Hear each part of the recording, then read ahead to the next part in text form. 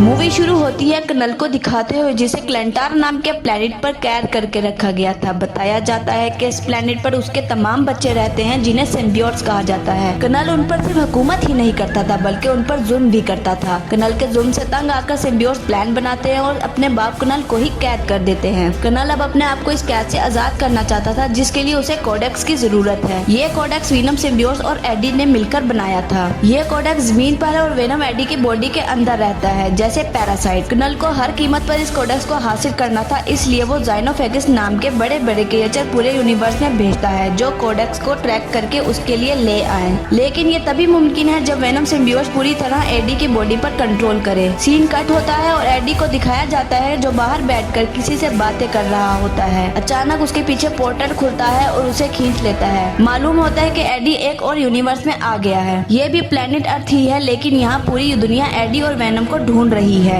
AD और venom decide करते हैं कि वो न्यूयॉर्क जाएंगे, एक खास आदमी को ब्लैकमेल करेंगे जो उनको इस मुश्किल से निकाल सकता है। रास्ते में एडी और वेनम देखते हैं कि कुछ लोग बेचारे डॉग्स को पकड़कर फाइटिंग कंपटीशन में ले जा रहे होते हैं। एडी और वेनम इनसे लड़ते हैं और डॉग्स को आजाद कर देते हैं। लड़ाई में वेनम के लिए ये आम इंसान कुछ भी नहीं थे, वो आसानी से उन सब को हरा देता है। अब एडी और वेनम न्यूयॉर्क की तरफ निकलते हैं। सफर के दौरान वेनम एडी की बॉडी पर पूरी तरह कंट्रोल कर लेता है जिसकी वजह से उनकी लोकेशन एक ज़ाइनोफेगिस को मिल जाती है। ये क्रिएचर फौरन उनके पीछे आ जाता है। एक जबरदस्त फाइट होती है जहाँ वेनम और एडी का सामना ज़ाइनोफेगिस से प्लेन के ऊपर होता है। लड़ाई में ज़ाइनोफेगिस प्लेन के इंजन में फंसकर मर जाते हैं। वेनम समझ जाता है कि जब भी वो एडी पर फुल कंट्रोल करेगा तो ज़ाइनोफेगिस उन्हें ट्रैक कर लेंगे, इसलिए वो अब एडी के ऊपर कंट्रोल कर लेने से बचने लगता है। फिर हम देखते हैं एरिया 51 जो एक अंडरग्राउंड फैसिलिटी है। यहाँ एक लेडी साइंटिस्ट और रेक्स नाम के सोल्जर सिम्बियोट्स पर स्टडी कर रहे होते हैं। साइंटिस्ट बताती है कि सिम्बियोट्स पैरासाइट्स की तरह दूसरे क्रिएचर के साथ रह सकते हैं। वो एक ऐसे इंसान की तलाश में है जिसका सिम्बियोट्स के साथ अच्छा बॉन्ड बना हो।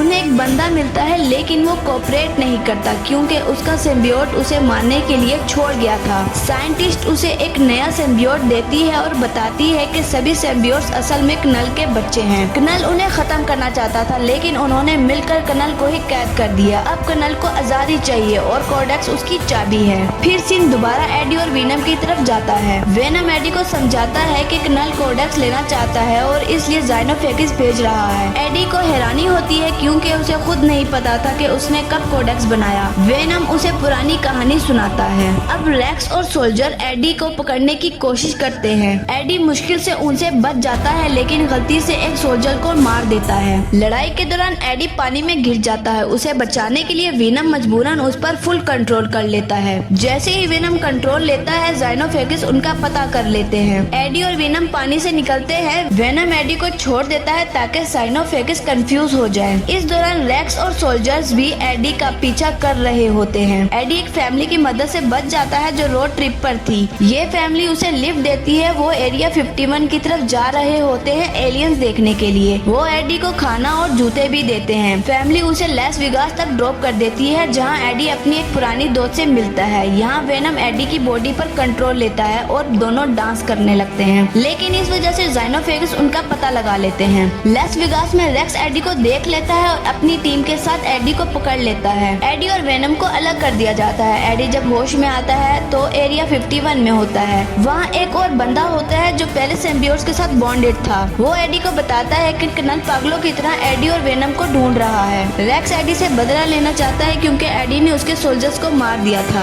वो एडी को शूट करने लगता है लेकिन वेनम साइंटिस्ट की मदद से अपनी कैद से आजाद होकर एडी को बचा लेता है, मगर वेनम को एडी पर कंट्रोल लेना पड़ता है और इसी वजह से ज़ाइनोफेगिस उन तक पहुंच जाते हैं। यहाँ एक और सिम्बियोट्स रेक्स और ज़ाइनोफेगिस को रोकने की कोशिश करता है और वेनम को कहता है कि तुम भाग जाओ और कभी भी कनल को कोडेक्स ना देना। वेनम साइंटिस्ट को कहता है कि सब सिम्बियोट्स को रिलीज कर दो ताकि वो ह्यूमंस के साथ बॉन्ड बनाकर ज़ाइनोफेगिस का सामना कर सके। साइंटिस्ट ऐसा ही करती है और एक बड़ी फाइट शुरू हो जाती है। लड़ाई के दौरान वो फैमिली भी आ जाती है जिन्होंने एडी को लिफ्ट दी थी। वो डर जाते हैं क्योंकि उनके सामने एलियंस की जंग चल रही होती है। ज़ाइनोफेगस सिम्बियोट्स को खा रहे होते हैं और सिम्बियोट्स उन्हें रोकने की कोशिश कर रहे होते हैं। देखते ही देखते और भी ज़ाइनोफेगस दूसरे यूनिवर्स से आ जाते हैं। वेनम एक मुश्किल और इमोशनल फैसला लेता है। वो एडी से कहता है कि इन सबको रोकने का सिर्फ एक ही तरीका है, हम दोनों में से किसी एक की मौत। अगर हम मर गए तो कोडेक्स खत्म हो जाएगा और ज़ाइनोफेगस चले जाएंगे। एडी तैयार नहीं होता, लेकिन वेनम अपना बड़ा फॉर्म लेकर सारे ज़ाइनोफेगस को अपने अंदर लपेट लेता है और उन्हें रेक्स की किलिंग की मशीन में डाल देता है। रेक्स मशीन को एक्टिवेट करता है जिससे बड़ा धमाका होता है। वेनम और ज़ाइनोफेगस सब तबाह हो जाते हैं। एडी होश में आता है तो देखता है कि वेनम मर चुका है। ये उसके लिए बहुत दुख की बात है। हालांकि उस पर लगाए गए सब इल्जाम खत्म हो गए होते हैं और अब वो नॉर्मल लाइफ जी सकता है।